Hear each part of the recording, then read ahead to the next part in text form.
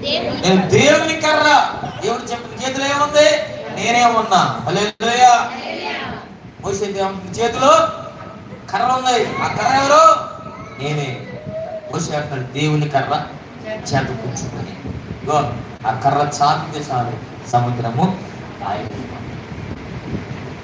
ఆ కర్ర ఎత్తితే చాలు అమాలేకీయుల మీద మనకి విజయం వచ్చింది. ఆ కర్ర చూపించి ఆ కర్రను బండకి తాకిస్తే చాలు బండ నుంచి జీవజలాలు వస్తాయి. హల్లెలూయా.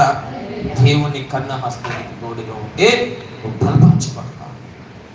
బలపరచబడతావు. మోషే కూడా ప్రజలందరి ముందు బలపరచబడ్డారు. దేవుడి కరుణాహస్తం వారికి తోడుగా ఉంది. ఈరోజు ఆ కరుణాహస్తం నీకు తోడుగా ఉండాలని నువ్వు ప్రార్థన చేయాలి. నేను బలపరచబడాలి, నేను బలపరచబడాలి. నేను మాట్లాడుతున్న మాటలో నేను బలం ఉండాలి, నేను చేస్తున్న కార్యంలో బలం ఉండాలి. అది నీ కార్యముగా ప్రజలందరూ తెలుసుకోవాలి ప్రభు అని చెప్పి నువ్వు దేవుని సన్నిధిలో ప్రార్థన చేసు.